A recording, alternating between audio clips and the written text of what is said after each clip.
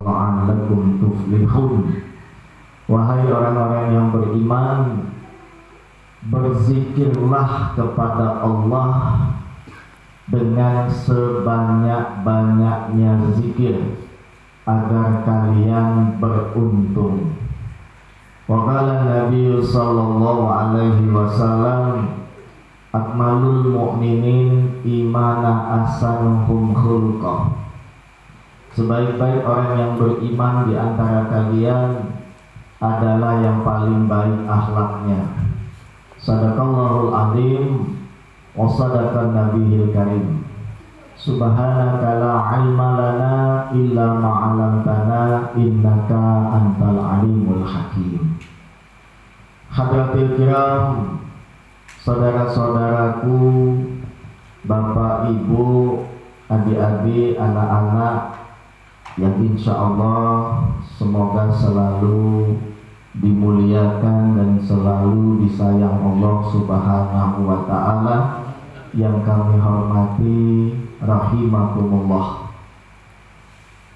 Alhamdulillah, dengan karunia Allah lah serta fadlnya jualah di malam ini kembali kita dipertemukan, dikumpulkan oleh Allah di tempat yang baik ini dalam rangka pengajian rutin setiap malam Senin yang semata-mata kita berkumpul untuk beribadah, berdoa, bermunajat kepada Allah, sekaligus thalabul ilmi, belajar untuk berusaha mengingat Allah di hati kita, belajar untuk menjadikan perilaku kita sebagaimana perilakunya baginda Rasul Muhammadin sallallahu alaihi wasallam. Semoga pengajian kita di malam ini betul-betul membawa hidayah, barokah, inayah dari Allah Subhanahu wa ta'ala. Amin ya rabbal alamin. Salawat dan salam kita haturkan keharibaannya alam baginda Rasul Muhammadin sallallahu alaihi wasallam beserta keluarga, para sahabat, para pengikutnya hingga akhir zaman. Saudara-saudaraku rahimakumullah, suatu ketika Rasulullah sallallahu alaihi wasallam beserta para sahabatnya baru saja pulang dari perang yang sangat besar yang disebut dengan perang Badar. Dikatakan perang sangat besar karena tidak sedikit saat itu kaum muslim atau kaum mukmin yang wafat, gugur di medan peperangan di perang Badar. Rasulullah mengatakan kepada sisa-sisa sahabat yang masih hidup, kata Rasulullah, roja'na min jihadil asrar ilal jihadil akbar. Kita ini, kata Nabi, baru balik dari perang kecil menuju perang yang besar. Sahabat bertanya, ya Rasulullah, perang apa lagi yang lebih besar daripada perang Badar ini? Rasulullah menjawab, jihadun nafs, perang melawan hawa nafsu. Jadi saudara-saudara, bapak-bapak, ibu-ibu sekalian, kita ini tiap hari berperang. Malam-malamnya penentuan. Bisa juga penentuannya pagi atau siang. Kita terasa kita menang atau kalahnya perang melawan hawa nafsu itu kita terasa. Tatkala ibadah kita meningkat, semangat juang jihad kita nampak, kesabaran dan keikhlasan berwujud, maka bisa dipastikan terasa bahwa kita menang melawan hawa nafsu. Tapi sebaliknya, rasa itu tidak bisa dibudidaya. Tatkala rasa kita saat ini, hari ini kita malas, sholat kita mungkin di akhir waktu, tak nampak semangat berjuang menegakkan asma dan firman Allah, malas-malas di dalam pengajian, maka bisa dipastikan kita saat itu kalah melawan hawa nafsu. Nah, kita ini berperang, tiap hari berperang dengan nafsu marah kita, berperang dengan nafsu su'uzon, berburuk sangka kepada orang lain, yang orang lain itu padahal belum tentu berbuat yang kita sangka, berperang melawan sifat bakhil, sifat kikir, takut nak bersedekah, takut miskin, takut berkurang harta tatkala kita mengeluarkan infak. Tapi tak pernah takut kita di dalam melayani hawa nafsu kita. Di saat itulah kita kalah melawan hawa nafsu. Karena Bapak Ibu hadirin sekalian, ternyata hidup kita ini terasa nikmat niat kalau kita mampu mengontrol atau menguasai hawa nafsu yang ada di dalam diri kita. Nikmat. Tapi sebaliknya, tatkala kita dikuasai oleh hawa nafsu kita, maka betul-betul semuanya ini tidak ada manfaatnya.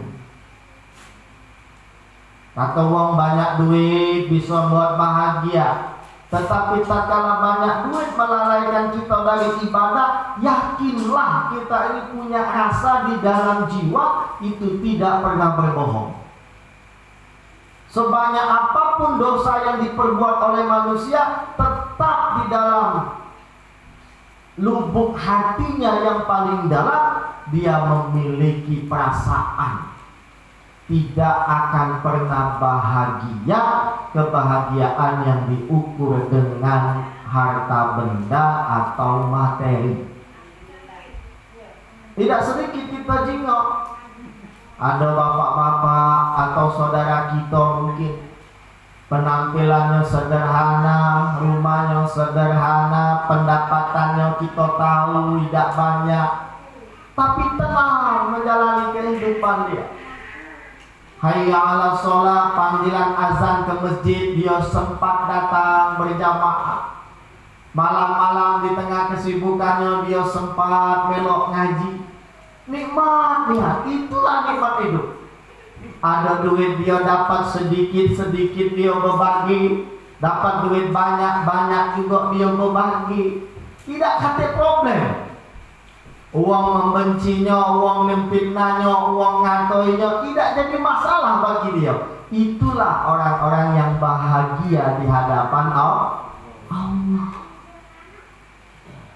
Nah, maka saudara-saudaraku sekalian, kita melok ngaji di sini ini salah satu tujuannya cak mano kita menang perang melawan hawa nafsu.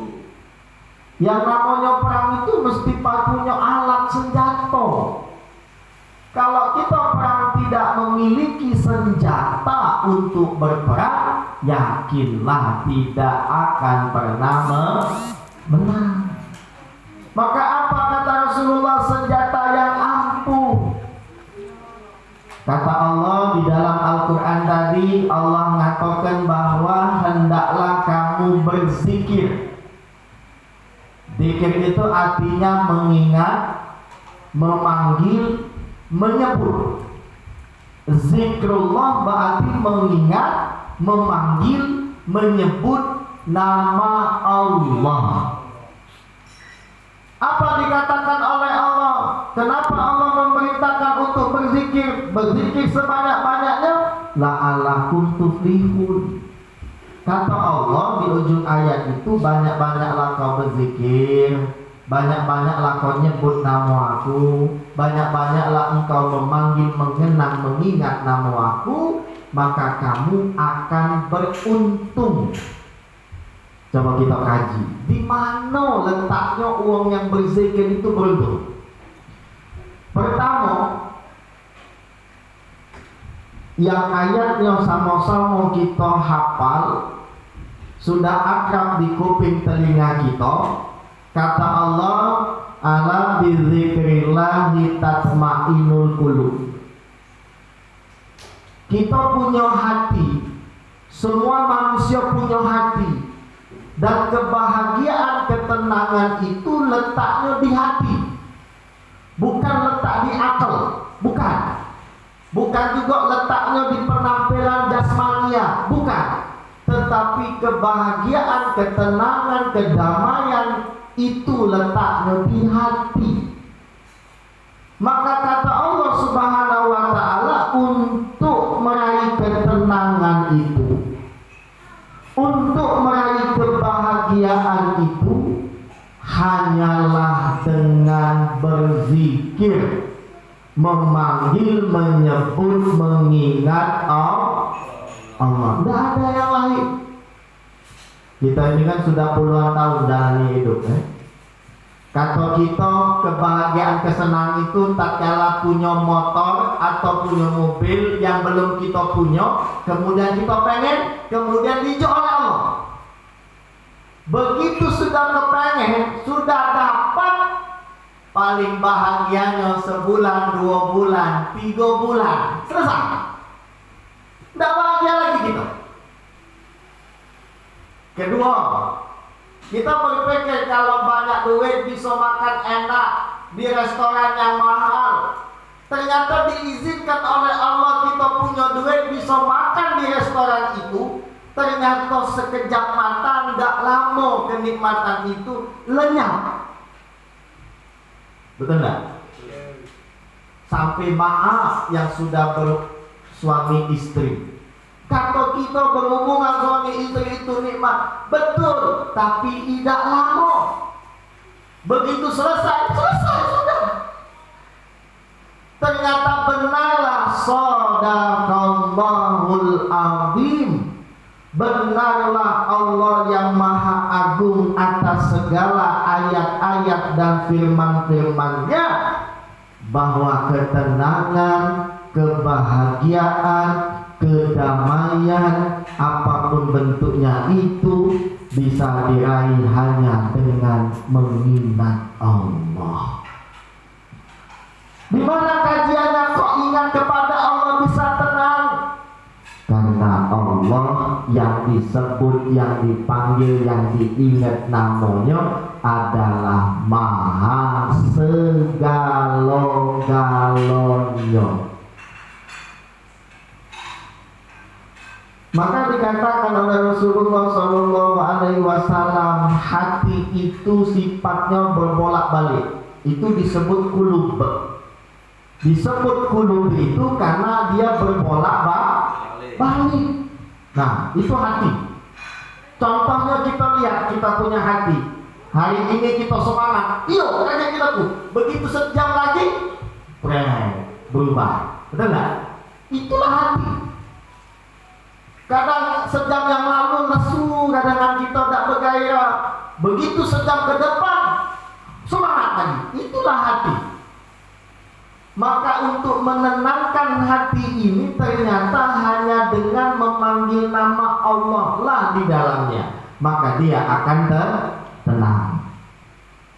Tatma'innul qulub, hati yang tenang. Lihatlah kalau bangun tenang, tidak pakai ombak, tenang. Nah, dengan mengingat Allah lah hati itu akan tenang. Maka bagaimana caranya? Yang pertama mesti ikhlas. Berzikir, memanggil nama Allah itu ilmunya yang pertama mesti ikhlas. Kalau dia tidak ikhlas, tidak bisa juga. Dia berzikir gitu, pagi, petang, siang, malam, tiap malam, tiap minggu kita berzikir. Tapi kalau kita tidak ikhlas, tidak masuk dia, tidak bisa. Apapun itu. Maka kata Allah, aku hanya menerima amalia ibadah yang ikhlas. Selain itu tidak mau diterima oleh Allah. Makanya termasuk kita belajar berzikir. Maka diawali tadi kita berzikir, ya Allah, mohon izin dan ridho-Mu untuk kami memanggil nama-Mu. Ini juga yang diajarkan oleh Eyang Guru. Kenapa kata Eyang Guru di tahun 80-an itu ada rekamannya, kami alhamdulillah pernah dengar. Kita terasa kadang-kala ngapo kita tidak pernah istiqomah. Sehari, 2 hari, 3 hari rajin tahajud, malam ke-4, ke-5, ke-6, ke-7, ke-8, ke-9, ke-10 bolong. Kenapa? Karena kata Eyang, tak kala kita melakukan amalia ibadah itu, kita lupa mengucap mohon izin dan mohon ridho Allah. Sebab segala sesuatu terjadi ini di bumi ini, yang ibadah, yang tidak ibadah, yang maksiat dengan itu semuanya dengan izin dan ridho Allah. Tanpa biiznillah, izin dari Allah, tidak bisa terjadi sesuatu perkara itu, baik sifatnya ibadah maupun sifatnya bukan ibadah. Karena Allah wa huwa ala kulli syai'in qadir. Allah itu meliputi, menguasai segala sesuatu. Maka kata Eyang Guru, tatkala engkau berbuat apapun itu, katakanlah mohon izin dan ridho-Mu ya Allah. Maka ini sejak kami dengar Eyang ceramah seperti itu rekamannya, tidak pernah kami mengawali ibadah apapun tanpa mengawali dengan ucapan mohon izin dan ridho-Mu ya Allah. Sebab kalau Allah ridho, kita capek mana pun akan digerakkan oleh Allah. Kalau sudah Allah ngizini, seberat apapun di hadapan kita akan dijadikan ringan oleh Allah. Karena kita ini tidak punya kekuatan setitik pun, tidak punya. La haula wala quwwata illa billah. Coba lihat mayat, ada tidak dia kekuatan? Tidak ada. Tangan ditarik, lepaskan, lepas, nyampak lagi.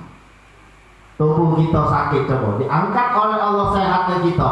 Begitu kita demam, lemas, lesu, tidak bergairah. Kenapa? Karena kekuatan kesehatan diangkat, dicabut oleh Allah. Maka disitulah rahasianya mohon izin dan mohon ridho Allah. Katakan itu. Mau sholat ya Allah, izinkan, mau izin ridho-Mu ya Allah, aku nak tahajud. Nah ini harus dilatih saudara-saudaraku. Kalau tidak dilatih tidak bisa. Hawa nafsu itu dikatakan oleh Rasulullah seperti hewan buas, hewan liar. Maka dia mesti ditundukkan. Nah untuk nundukkannya ini perlu latihan. Topeng monyet itu tidak langsung dia jadi nurut kayak itu, tidak. Ya, tukang topeng monyet itu ngelatih monyet tadi, ditundukkannya, ditaklukkannya, disayangnya, digepuknya, supaya dia tadi nurut. Sama lah kita punya hawa nafsu. Maka hawa nafsu itu bukan dihilangkan, tetapi ditundukkan sehingga kita mampu menguasainya, sehingga kita bisa mengontrol hawa nafsu. Kapan kita mesti marah? Bukan tak boleh marah ya. Repot manusia tidak pada dadu marah aja. Nengok anak kakek berbuat dosa, diam baik. Tapi dikontrol. Kapan mesti sabar? Kapan mesti jadi orang yang lemah lembut? Kapan menjadi orang yang tegas? Itu mengontrol. Nah alatnya adalah zikir kepada Allah yang zikir ini ada ilmunya, yang ilmunya itulah yang diajarkan oleh guru-guru kita. Saudara-saudaraku rahimahumullah, maka kata Imam Syekh Abdul Qadir Al-Jilani, wahai manusia, bukanlah telah ditetapkan bagimu untuk mengikuti syariat agama, tetapi kamu telah meninggalkannya dari berbagai segi lahir dan batinmu. Kamu telah memperturutkan nafsumu dan keinginanmu. Kamu telah pongah terhadap kelemah lembutan Allah kepadamu, padahal hari demi hari Allah telah menyingkirkan azab dan hukuman bagimu. Dan di akhirat Allah akan menurunkan siksaan bagimu dari berbagai arah. Dia akan menyiksa dan menyerangmu, kemudian datanglah saat kematianmu, kemudian kamu bersemayam di dalam kubur. Kamu akan menjumpai kesempitan kubur dan siksaan di dalamnya. Maka kamu akan menetap di tempat itu sampai hari kiamat. Kemudian kamu akan dibangkitkan kembali, lalu dihimpun di tempat yang lebih besar dan lebih luas. Inilah orang-orang yang hina dina tatkala mengikuti hawa nafsunya. Maka saudara-saudaraku sekalian, mari kita berperang, bukan berperang mendukung Rusia melawan Ukraina, bukan berperang kita pergi ke Israel bantu Palestina, tapi berperang tiap hari melawan amarah kita, melawan malas kita, melawan sifat buruk sangka kita, melawan sifat iri dengki kita, melawan sifat bakhil kita, melawan sifat dendam kita, sehingga kita mampu menundukkan hawa nafsu kita, sehingga kita bisa tenang, bahagia selama dunia maupun akhirat. Amin ya rabbal alamin. Ini saja sekedar wawasan, pandangan, peringatan untuk kami pribadi. Mudah-mudahan ada manfaatnya untuk semua yang hadir dan mendengarkan.